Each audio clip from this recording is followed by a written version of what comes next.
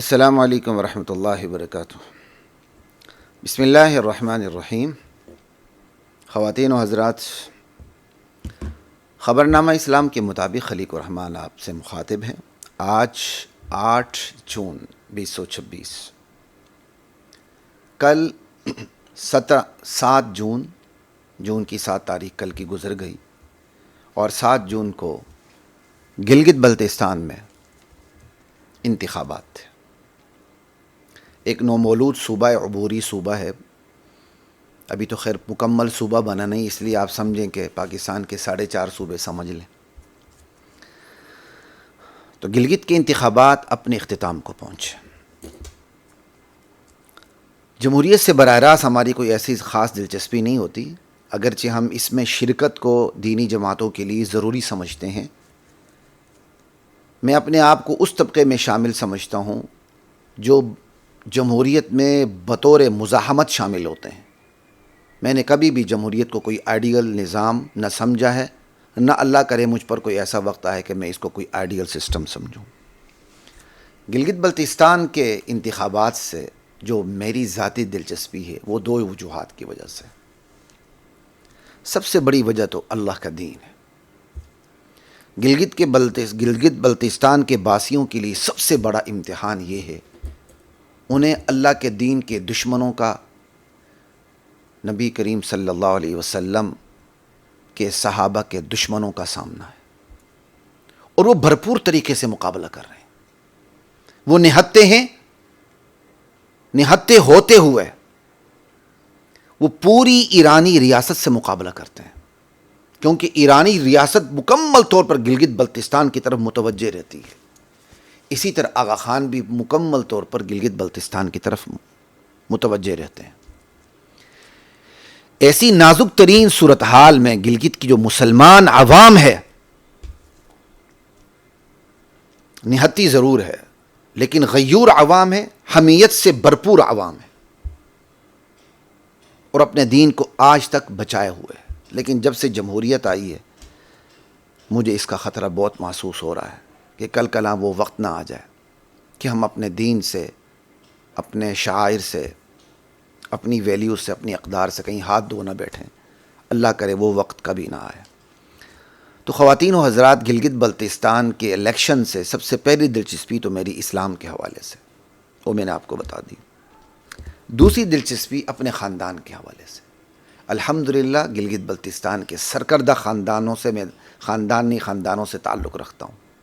خاندانوں اس لیے کہا کہ باپ کا خاندان بھی الگ ہوتا ہے، ماں کا خاندان بھی ہوتا ہے، ٹھیک ہے نا، اس حوالے سے۔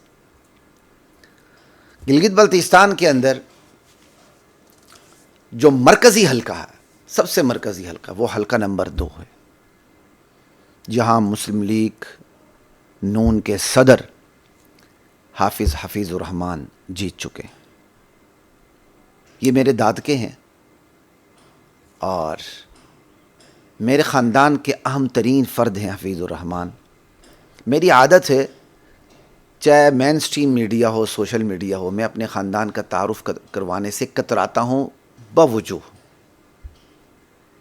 بندہ اپنے کام سے کام رکھتا ہے، لیکن بسا اوقات تعارف بھی ضروری ہو جاتا ہے۔ کہیں خوشی ہوتی ہے، کہیں اور کیا کہتے ہیں وجوہات ہوتی ہیں، بندہ تعارف کروا لیتا ہے۔ حفیظ الرحمان رشتے میں میرے چچا ہیں، میرے ہم جماعت ہیں، میرے کلاس فیلو ہیں۔ میں انہیں زبردستی پکڑ کے مدرسے میں تکرار کروایا کرتا تھا۔ آج لوگ ان کی تعلیم کے بارے میں باتیں کرتے ہیں، اور بعض لوگ ان کے دفاع میں اتر کے بھی عجیب بھونگیاں مارتے ہیں کہ میں نے الیکشن سے پہلے بعض مولویوں کو ان کے دفاع میں آسمان کے قلابے ملاتے ہوئے دیکھا، تو مجھے ان کی بھونگیوں پر افسوس ہو رہا تھا۔ میں حفیظ الرحمان سے یہی کہوں گا کہ ایسے بھونگیاں مارنے والے خوشامد پسند طبقوں میں، چاہے مولوی بھی ہونا، ان کو پیچھے رکھیں۔ جو بھونگیاں مارتے ہوئے، خوشامد کرتے ہوئے آپ کو جو عرش معلیٰ پہ پہنچا کے دم لیتے ہیں نا، ان سے خیر کی امید کبھی بھی نہ رکھیں۔ اور جنہیں سب کچھ پتہ ہے، جن کے ساتھ زندگیاں گزری ہیں، وہ تو خاموش ہیں۔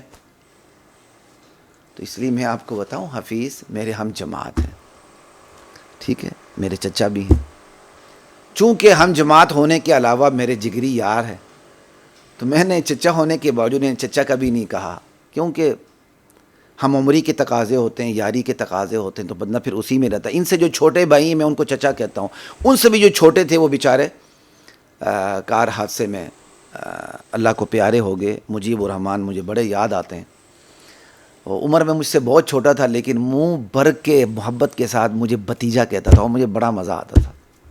خیر وہ اللہ کو پیارا ہو گیا۔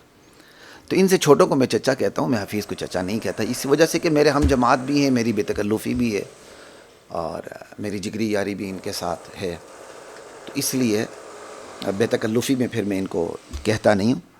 لیکن چونکہ وہ الیکشن جیت چکے ہیں، مجھے دونوں حوالوں سے خوشی ہے، دین کے حوالے سے بھی اللہ تعالیٰ نے ان کو دینی غیرت اور حمیت سے نوازا ہوا ہے، اپنے بھائی سیف الرحمن شہید کی طرح، اپنے والد مرحوم کی طرح، اپنے خاندان کی طرح اللہ تعالیٰ نے اس سیاستدان کو دینی غیرت و حمیت سے بھی نوازا ہوا ہے۔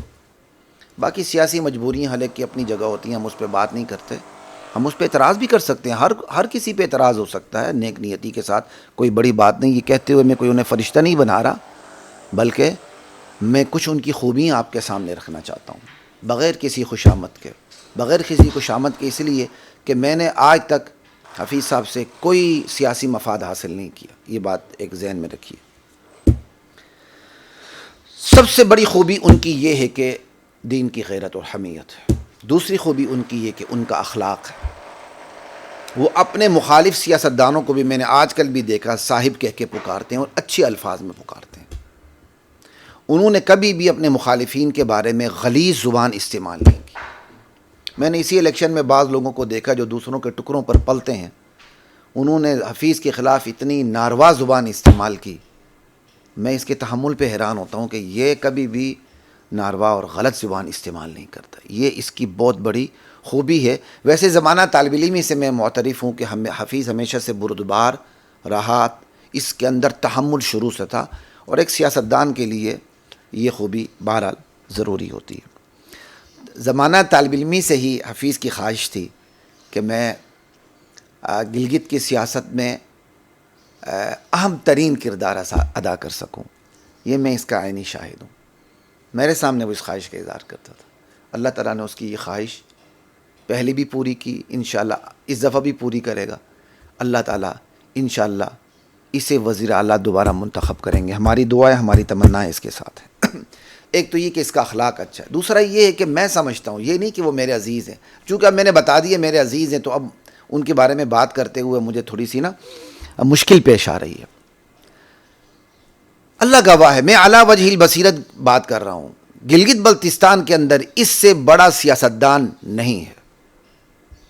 یہ گلگت بلتستان کا وہ بلا مقابلہ سیاستدان ہے جو صرف صوبائی سطح کا، علاقائی سطح کا سیاستدان نہیں ہے، بلکہ اگر قسم بھی کھاؤں تو مبالغہ نہیں ہوگا، یہ بلا مبالغہ قومی سطح کا سیاستدان ہے۔ گلگت والے اس بندے کی قدر کریں، ہر بندے کے اندر کچھ خوبیاں ہوتی ہیں، کچھ خامیاں ہوتی ہیں، اگر آپ نے خوبیوں سے استفادہ کرنا ہے، بھائی بعض خوبیوں کو آپ خامیوں کو نظر انداز کر دیں، کوئی بھی فرشتہ نہیں ہوتا، ہر بندے کے اندر کچھ خامیاں ہوتی ہیں، کچھ خوبیاں ہوتی ہیں، آپ نے خوبیوں کو لینا ہے، خوبیوں سے استفادہ کرنا ہے، خامیوں کو تھوڑا سا نظر انداز کر دیں۔ ویسے بھی ترقیاتی کام تو سارا حفیظ صاحب نے نواز شریف صاحب کے بل بوتے پر گلگت میں ترقیاتی کام کروائے ہیں، میں اس پہ زیادہ بات نہیں کرتا ہوں، آپ مجھ سے زیادہ سمجھتے ہیں۔ بہرحال یہ حفیظ کی زندگی سے ایک سبق یہ لینے کی ضرورت ہے، ان جیسا اخلاق اپنائیں دوسرے لوگ بھی، غلیظ زبان استعمال نہ کریں۔ گلگت جیسے نازک ترین ماحول میں، جہاں گرد و پیش کے ماحول کی وجہ سے ہی لوگوں کے ذہنوں میں شدت آ چکی ہے، وہ بات پہ بھڑک اٹھتے ہیں۔ خود میں اس علاقے کا باسی ہوں، لیکن ان کی شدت کو دیکھتے ہوئے مجھے خود تکلیف ہونے لگتی ہے، بات پہ، ذاتیات پہ، یعنی چھوٹی چھوٹی باتوں پہ آگ لگ جاتی ہے، توا گرم ہو جاتا ہے۔ ایسا نہیں ہونا چاہیے۔ حفیظ سے تحمل سیکھیں، بردباری سیکھیں، سیاست سیکھیں، اور اس کی طرح الفاظ کا چناؤ اور بولنا سیکھیں، ٹھیک ہے؟ یہ میری بہرحال آپ لوگوں سے گزارش ہوگی۔ اب چلتے ہیں جی، حفیظ تو حلقہ نمبر 2 میں تھا، حلقہ نمبر 1 کی طرف چلتے ہیں، وہ بھی گلگت شہر کا حلقہ ہے۔ جتنے بھی ہارے ہیں ہمارے ساتھی، میں نام نہیں لیتا، ان سب کو دشمنان صحابہ کی جیت مبارک ہو۔ میں یہی کہوں گا نا، اور کیا کر سکتا ہوں. تمہیں شرم آنی چاہیے. لڑو اور مرو، شاباش. کہتے ہیں جی ہم دین کو درمیان میں نہیں لاتے. لوگ کہتے ہیں دین کو درمیان میں نہیں لاؤ گے گلگت تمہارے لیے جہنم بنے گا، جہنم بنے گی. یہ بات یاد رکھو، دین کو درمیان میں نہیں لانا. دین ہے تو ہماری بنیاد ہے. سیاست کو دین سے الگ تھوڑی کیا جا سکتا. بھائی جہاں بھی سمجھوتا ہو سکتا ہے سمجھوتا کرو. اس کا مطلب اللہ کے دین کے جو دشمن ہیں ان کے خلاف آپ کے اندر اتنی غیرت نہیں ہے کہ آپ ایک دوسرے کو برداشت کر کے ایک دوسرے کے حق میں سرنڈر ہو جائیں. وہ بھی کیا کہتے ہیں سنی اکثریتی حلقہ ہے، حلقہ نمبر 2 بھی، لیکن وہاں سے آپ نے غیروں کو جتا دیا. اس لیے خوب لڑو، ماشاءاللہ خوب لڑو اور خوب مرو. یہی میں آپ کو کہہ سکتا ہوں، اور کیا کہہ سکتا ہوں. خدا کی قسم شرم آتی ہے. ایک گلاس پانی میں ڈوب کے ہمیں مرنا چاہیے. جو ہلکے ہیں ہی ہمارے، ان میں کوئی اور جیتے. لا الہ الا اللہ.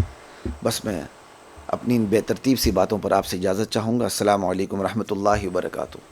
وَلَقَدْ أَنزَلْنَا